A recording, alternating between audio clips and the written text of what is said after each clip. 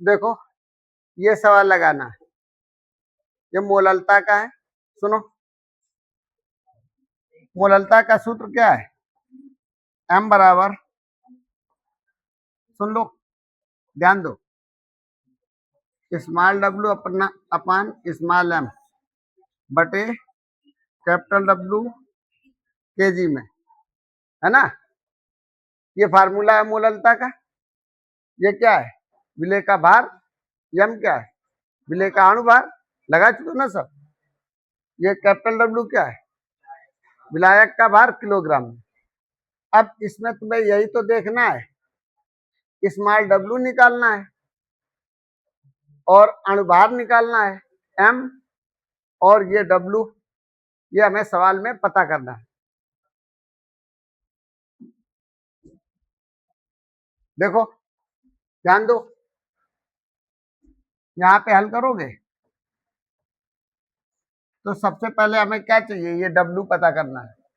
अब यहाँ सवाल में देखो 96% H2SO4 का अपेक्षित घनत्व इतना है, तो विलयन की मोललता ज्ञात कीजिए। तो जो ये परसेंटेज दिया जाता है, यहाँ पे परसेंट और आयतन दोनों चीजें होती है, आई ना बात समझ में। यहाँ पे छुपा होता है, दो चीजें होती हैं, ये होता है W, और ये जो परसेंट होता है वो 100 में निकाला जाता है, तो वो हो जाता है आयतन। आ रही ना बात समझ में। और हमें यहाँ पे विलायक का द्रव्यमान चाहिए। आ रही ना बात समझ में। तो इधर देखो, पहले विलयन का द्रव्यमान, सबसे पहले आप देखो स्मॉल w कितना लिखोगे? 96 ग्राम। क्या है? H2SO4। फिर इस सूत्र से आप m निकालते हैं। m क्या है? अणुभार। H2SO4 का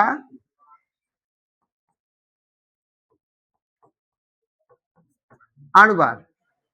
सुनो, इनके परमाणु भार हम तुम्हें बता चुके हैं सबके, वो परमाणु भार इनके तो याद करना पड़ेगा ना। तो H का परमाणु भार कितना होता है? 1 होता है। तो 2 हाइड्रोजन है, तो 1 में 2 गुणा करोगे 2 हो जाएगा। तो सल्फर का परमाणु भार कितना होता है? 32। ये तुम्हें याद करना पड़ेगा ना। आप देखो O का कितना होता है? 16। 16 में 4 का गुणा करेंगे कितना हो जाएगा? 16 चौको 64। अब आप इसको जोड़ लो, कितना हो जाएगा? 98। यह तुम्हारा H2SO4 का अणुभार हो गया। तो देखो अब सूत्र में हमें ये W चाहिए, M चाहिए, दो चीजें मिल गई। अब हमें ये विलायक चाहिए, इसमें विलायक है नहीं। सुनो, इसमें हमारे पास विलयन का आयतन है कितना? 100 अभी और छुपा हुआ है, क्योंकि यहाँ लिखा था 96% H2SO4। तो 96 तो हो गया H2SO4, 96 ग्राम। H2SO4 का ये अणुभार हो गया। जो ये प्रतिशत चिन्ह है, ये हमारा क्या होता है? 100 में निकाला जाता है परसेंट। ये प्रतिशत हमें बता रहा है कि 100 ml हमारे पास विलयन है। आई ना बात समझ में। तो हम पहले एक सूत्र लिखते हैं, विलयन का द्रव्यमान बराबर ऐसे, है ना, विलयन का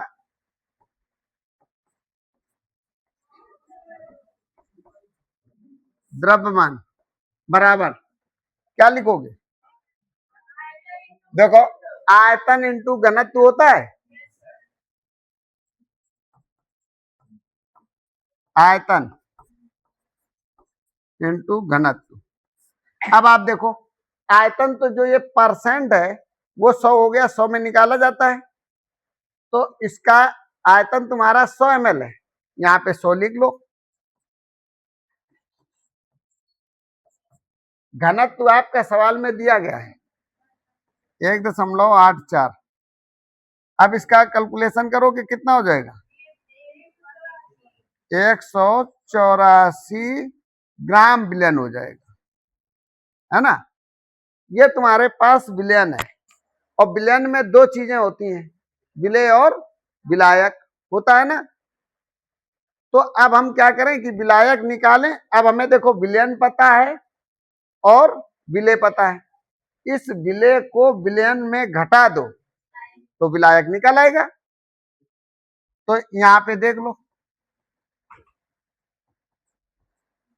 विलायक का द्रव्यमान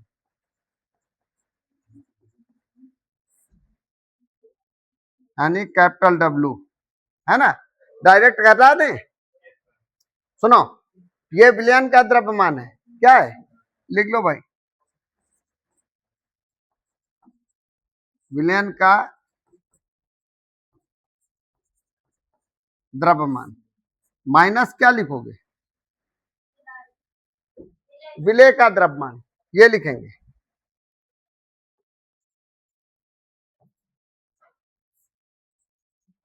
विलय का द्रव्यमान। तो आप देखो विलयन कितना है, विलयन तुम्हारे पास है 184 ग्राम माइनस विलय का द्रव्यमान कितना है 96 ग्राम। अब बताओ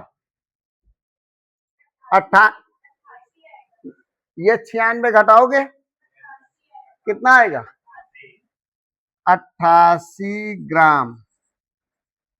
88 ग्राम तुम्हारा विलायक का द्रव्यमान हो गया। अब देखो हमें ये कैपिटल डब्ल्यू मिल गया, यही है 88 ग्राम कैपिटल डब्ल्यू। ये विलायक का द्रव्यमान चाहिए तुम्हें, है ना। अब सुनो, इस फार्मूला में रखो अब मान, इसीलिए सबसे पहले हम फार्मूला लिखते हैं और फिर देखते हैं सवाल में दिया क्या क्या गया है, उसको खोजते हैं, है ना। अब ये फार्मूला लिखो, m बराबर W/m बटे कैपिटल W kg में। अब आप यहां देख लो, स्मॉल w आपका 96 ग्राम, रखोगे, बातें नहीं करो, 96 ग्राम। और m अणुभार कितना है 98 ग्राम, 98। फिर देखो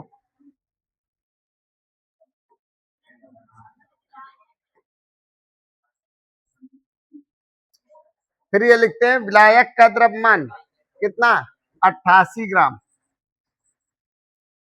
है ना। इसको किलोग्राम में बनाओ क्योंकि केजी में लिखना है, तो 1000 का भाग देंगे। अब ये 96 इंटू 1000 बटे 88 इंटू 98। बताओ कैलकुलेशन करके क्या ये आंसर आ रहा है, चेक कर लो अपना, देख लो ये आएगा 11.13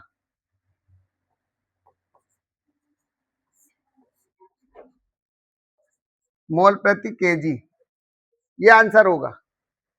ठीक है, देखो सवाल नोट कर लो और हल भी कर लो, ठीक।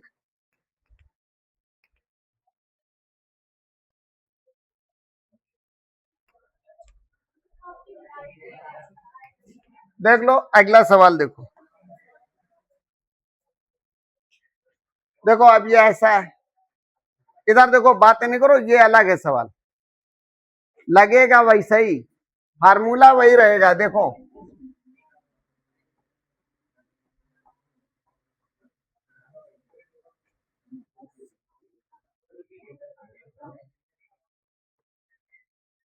इधर देखो बातें नहीं करो, सवाल को बहुत समझना पड़ेगा। यहाँ सुन लो, यहाँ पे पहले दे रहा है, देखो 1 लीटर दे रहा है, समझ गए। फिर एक आयतन देखो 1 लीटर दे रहा है, सुन लो पहले अच्छी तरह से। और एक आयतन इसमें ये भी छुपा है, 93% है H2SO4। तो 100 तो यहाँ छुपा है, 1 लीटर यहाँ ना, तो 1 लीटर को जब ml में बदलोगे ना 1000 हो जाएगा। तो इसमें 2 आयतन है, एक 100 ml है, एक 1000 ml है। अब आप समझ लो, ये समझना है यहाँ पे। और सुनो, वो कहता है 1 लीटर 93% H2SO4 विलयन की मोललता ज्ञात करो, विलयन का घनत्व इतना है। तो अब आप समझ लो, पहले इधर सुनो, ये जो मात्रा है 93% जो दे रहा है, तो ये 100 ml में H2SO4 की मात्रा कितनी है? 93। कितनी है? 93 ग्राम है। तुम्हें 1 लीटर में ये मात्रा निकालनी पड़ेगी पहले तो क्या करोगे? एक एक नियम लिखो पहले, देखो ऐसे हल करोगे, एक एक नियम लगाते हैं। तो यहाँ पे लिखो 100 ml में, ऐसे लिखेंगे 100 ml में H2SO4 की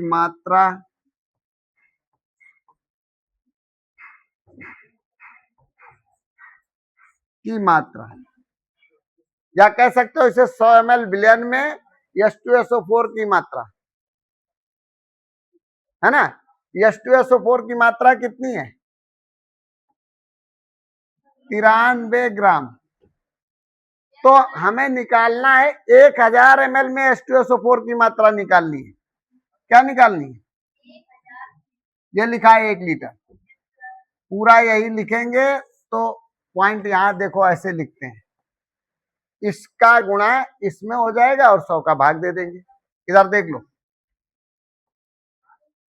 93 गुणा 1000 बटे 100। अब 2 जीरो खत्म कर दो, ये 930 ग्राम हो गया। ये तुम्हारा W है। बात समझ में आई?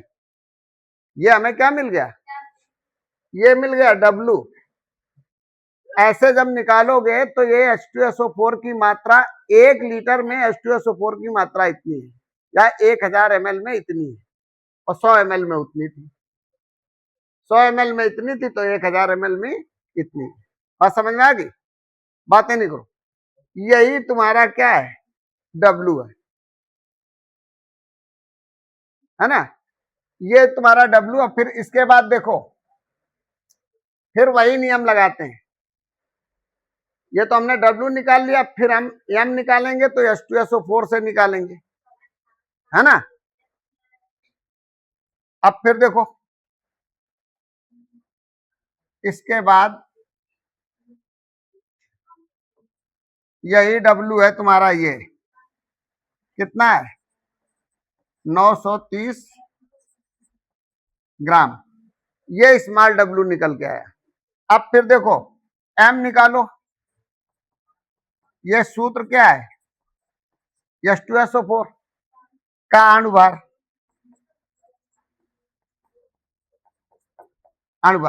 हमने W ये निकाल लिया, ये तो यहाँ W लिख लिया।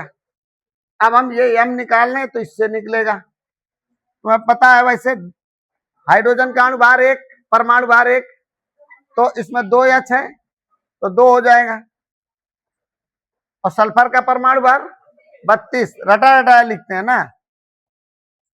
देखो O का 16 होता है, O की संख्या कितनी है? 4, तो हम 64 लिख लेते हैं, हो जाता है 98। अभी अभी निकाला, ये M निकल आया। अब आप क्या निकालेंगे? अब हमें चाहिए विलायक। आई ना बात समझ में? तो अब हम फिर उसी तरह चलते हैं, जैसे उसमें सवाल लगा रहे थे वैसे ही इसमें आयतन रखते हैं। देखो क्या सवाल लिखेंगे, देखो कितना हो गया। अब यहां से देख लेते हैं,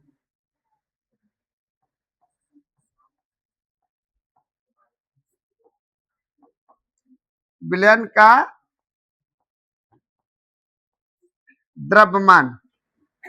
विलयन का द्रव्यमान निकालेंगे तो क्या लिखेंगे?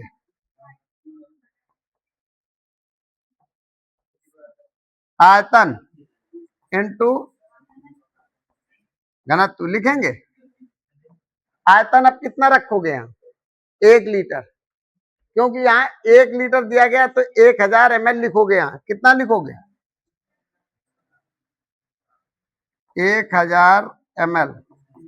घनत्व देख लो कितना है, 1.84। अब आप देखो 1840 ग्राम, ये विलयन का द्रव्यमान हो गया, है ना? फिर देखो विलायक का द्रव्यमान निकालो, विलायक का द्रव्यमान। जो ये विलयन आया इसको इसमें आप क्या करेंगे, ये घटाएंगे, यानी विलय का द्रव्यमान घटाएंगे, ये W। तो सुनो, इसको डायरेक्ट घटा दो, 1840 ग्राम है विलयन का द्रव्यमान और विलय का द्रव्यमान है 930। घटाओ कितना आया बोलो, 910। ये विलायक का द्रव्यमान होगा, ठीक है ना। अब आप देखो, फिर आप इस फार्मूले में सब मान रख दो। अब हमें देखो, स्मॉल डब्लू देख लो तुमने निकाल के, ये लाए थे ये 930 ग्राम। अब यहां रखेंगे 930। अणुभार देख लो तुमने निकाला, m बराबर इतना 98 बटे ये विलायक निकाला देखो 910 ग्राम। अब इसको किलोग्राम बनाओगे, 1000 का भाग देना पड़ेगा।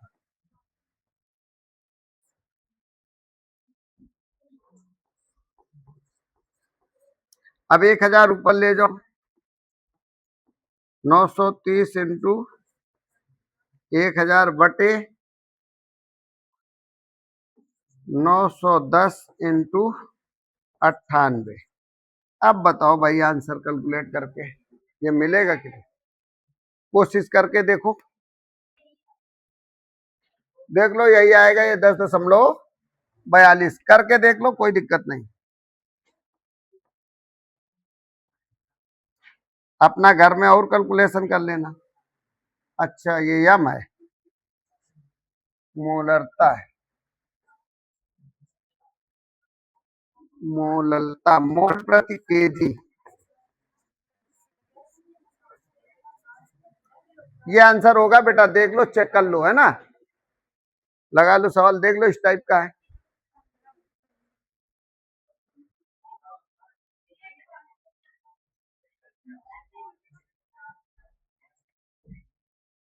देखो अगला सवाल देखो, ये देख लो, ये भी बदला हुआ, सिर्फ टाइप देखने किस किस किस टाइप के सवाल मिलेंगे तुम्हें।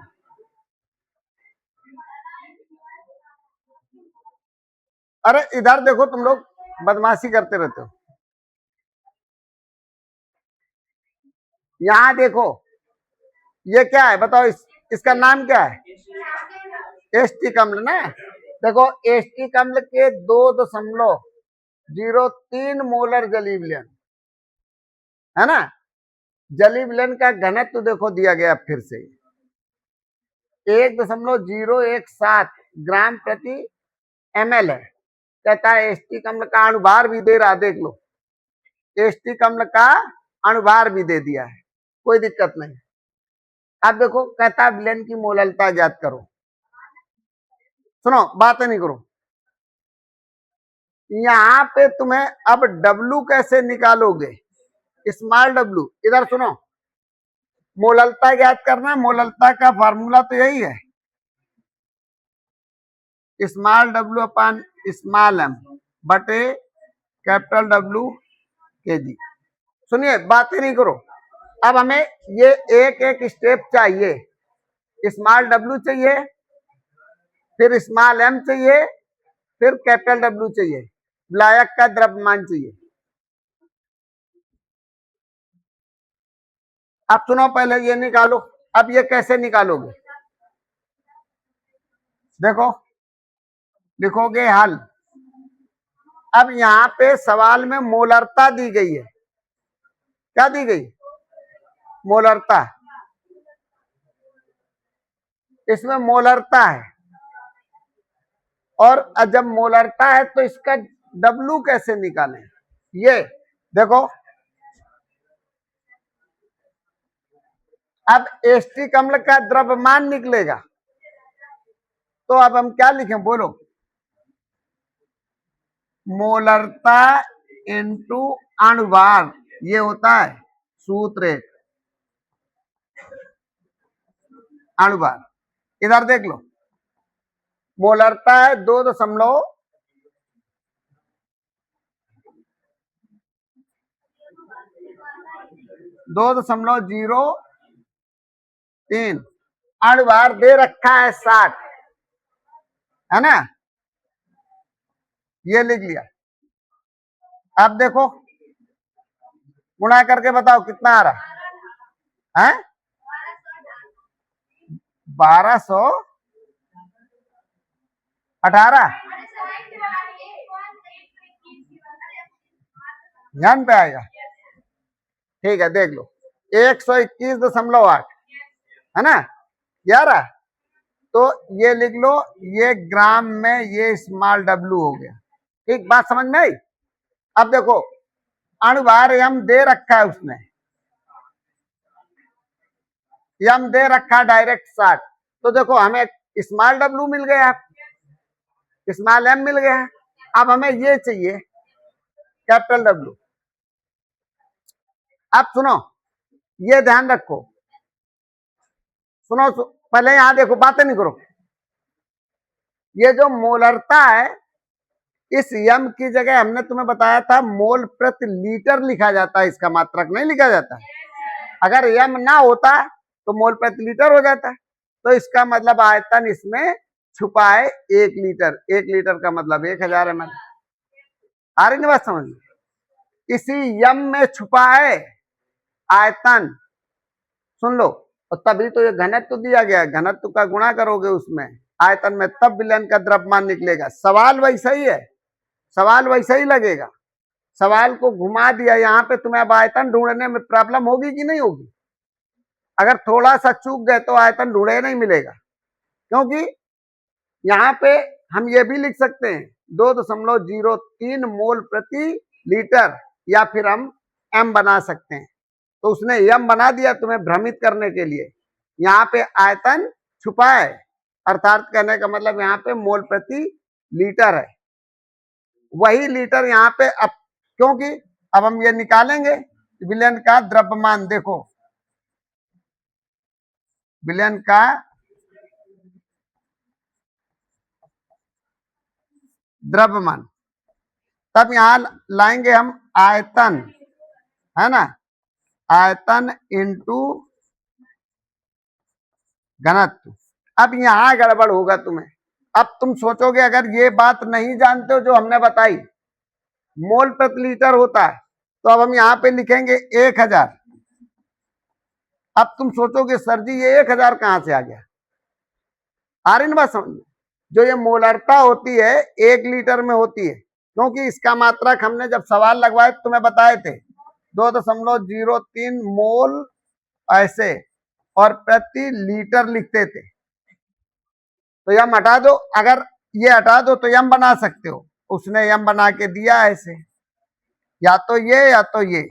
अब हमें समझना है कि ये और ये बराबर है, तो ये प्रति लीटर यहाँ लिखा है, वही ये तुम्हारा 1000 ml आयतन है। ऐसे हमने आंसर में लिखवाए थे सब में, मोलरता जब ज्ञात करा रहे थे। तो अब इसके आगे यम लिख दिया, तो ये मोलरता है, लेकिन मोल प्रति लीटर है, यहाँ पे छुपा है यम में। ठीक है, और इतना जब सोचोगे तभी समझ में आएगा। अब घनत्व तो हमें सवाल में मिल ही रहा है, ये कितना है? 1.017, है ना, बताओ कितना आ रहा है?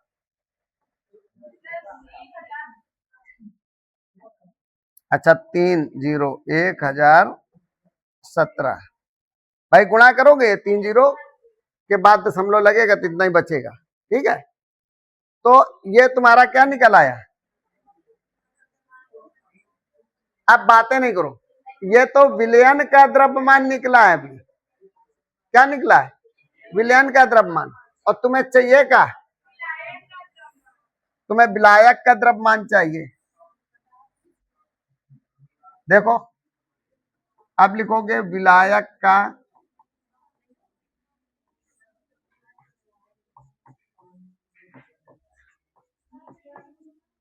का द्रव्यमान बराबर क्या लिखोगे?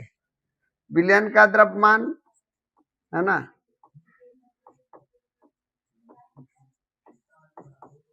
द्रव्यमान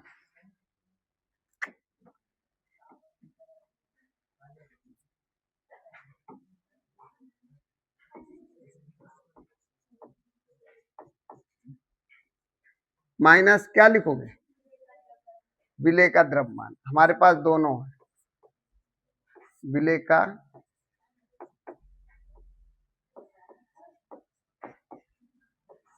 द्रव्यमान। अब देखो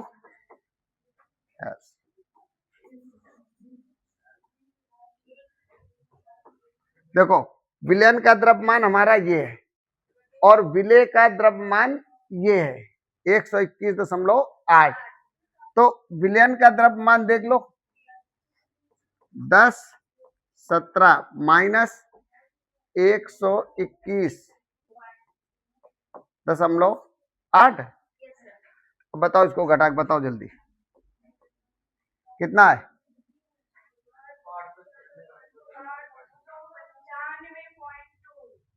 800 ये इतने ग्राम हो जाएगा विलायक का द्रव्यमान।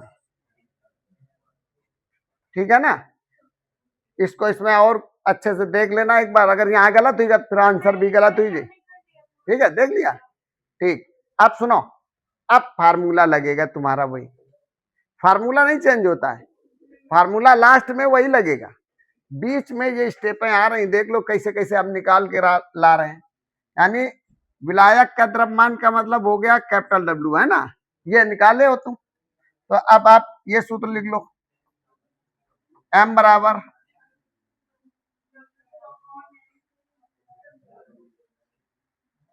स्मॉल डब्ल्यू m बटे capital W KG. Small W का मान कितना है देखो, ये 121.8।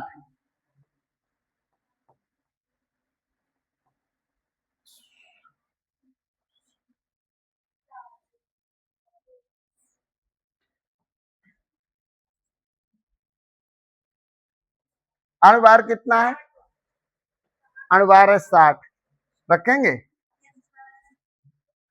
और पूरे के बटे विलायक का द्रव्यमान देखो ये है 895.2 ग्राम।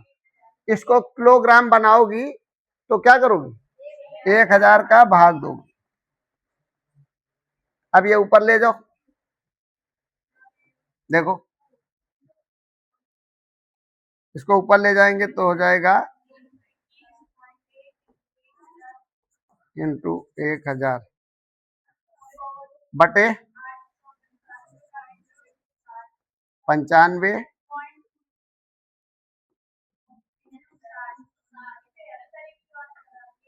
आ रहा है, देख लेना भाई, 2.267 मोल प्रति केजी है ना।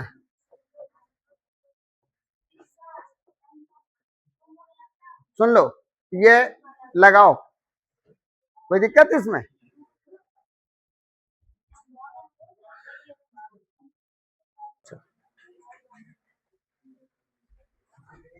देख लो हो गया ना।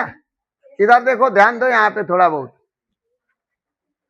ऐसे नहीं बातें कर रहे हो, ये सवाल फिर लगेगा नहीं। लो ये लगा लगाया सवाल, देख लो यहाँ देखो, यहाँ तुम्हें बस ओनली ट्रिक देखनी है। यहाँ सुन लो, ये नया फार्मूला फिर देख लो, मोललता का है।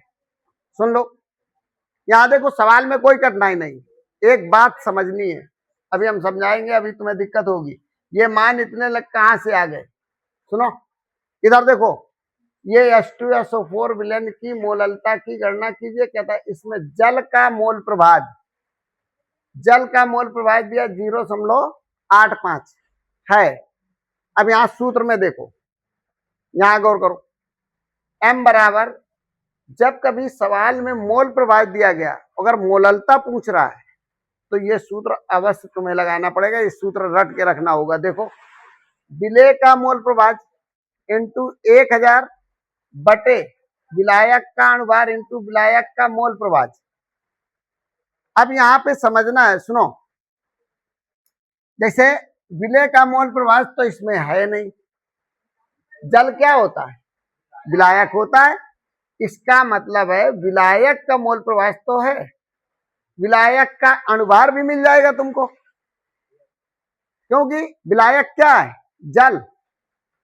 भाई ये देख लो, जल का मोल प्रभाज दिया 0.85, तो यहाँ पे भाई आप रख देंगे, ठीक है, कोई बात नहीं।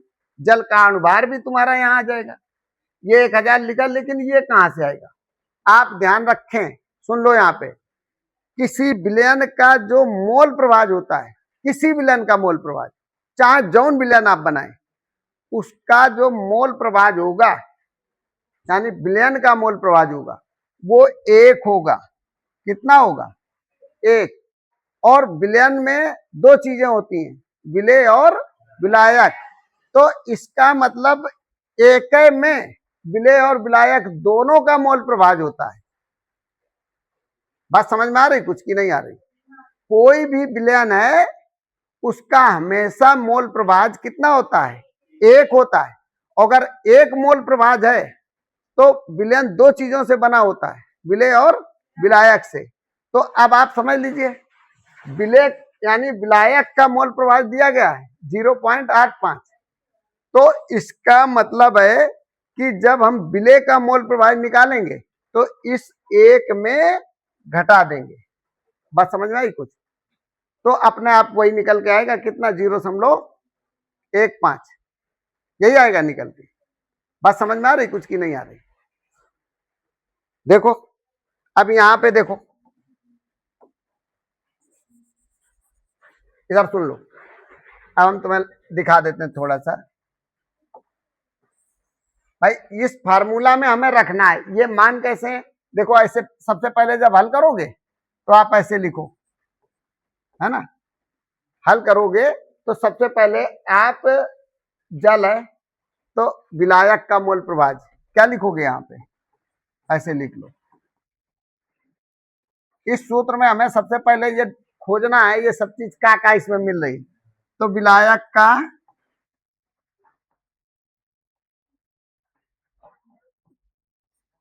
मोल प्रभाज देखो कितना दिया गया है, 0.85, कितना दिया है, 85, ये दिया गया है, समझ रहे हो?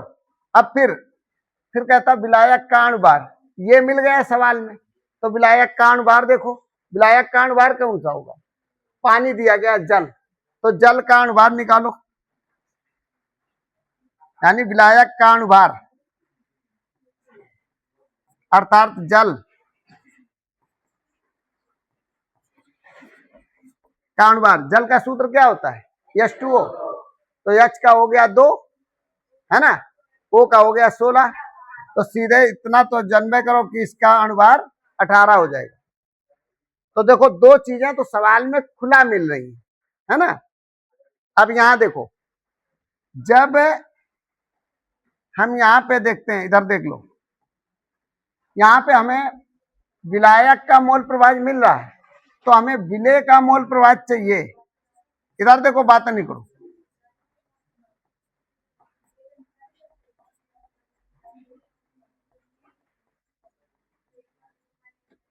अरे बतियाओ नहीं, विलेय का मोल प्रभाज चाहिए क्योंकि ये हमारे पास नहीं है, तो हम यहां लिखेंगे बराबर विलयन का मोल प्रभाज।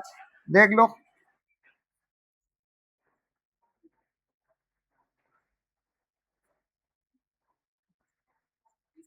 विलयन का मोल प्रभाज माइनस विलायक का मोल प्रभाज,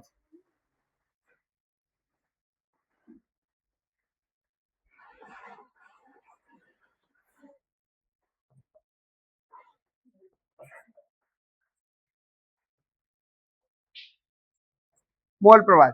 अब देखो, तुम्हें हमने बताया कोई भी विलयन है उसका मोल प्रभाज 1 होता है, बिल्कुल रट लो एक अपने दिमाग में। किसी भी विलयन को, चाहे नमक को घोल दो विलयन बन जाए, कोई मतलब नहीं इसमें कितना कौन सी चीज घुली, कोई लेना देना नहीं। अगर हम उस विलयन का पूछ रहे हैं मोल प्रभाज कितना, 1, है ना।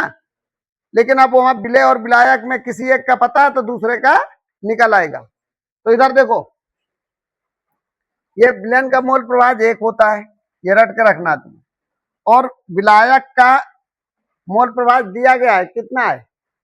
विलायक का मोल प्रवाह ये है, देखो ये 0.85। अब इसको घटाना जानते हो? देखो ऐसे घटाओगे, 1.00 कर लो ऐसे, है ना। अब फिर लिखो 0.85। अब इसको घटाओ, 10 में 5 तो कितना बचेगा? 5। धन बचेगा 9, 9 में 8 जाएंगे 1, ये आ जाएगा। देख लो ऐसे घटाओगे इसे, तो देख लो, बात है नहीं। 0.85, 1.5। अब देख लो, अब सब कुछ सवाल में मिल रहा है। देखो विलायक का मोल प्रवाह ये मिल गया, और विलायक का अणुभार ये मिल गया, है ना। और विलेय का मोल प्रवाह ये मिल गया। अब इन मानों को इस सूत्र में रख दो, कैलकुलेशन कर दो, ये आंसर आ जाएगा। ठीक है, सवाल लगा है।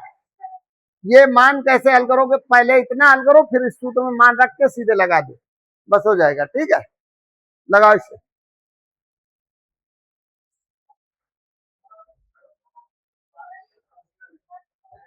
देख लो, एक बार और देख लो, ये इधर देखो, विलायक का मोल प्रवाह कितना है? 0.85। देखो यहाँ रख दिया गया ये, है ना। अब देखो जल का अणुभार, जल भी विलायक होता है, तो जल का अणुभार देख लो 18 रखा है। ठीक, अब देखो विलेय का मोल प्रवाह, ये विलेय है, इसका मोल प्रवाह देखो ये है 0.15, तो ये रखा है। 1000 पहले से है, का कैलकुलेशन कर दो, बस ये आंसर आ जाएगा। ठीक है, बस ठीक है, रहने।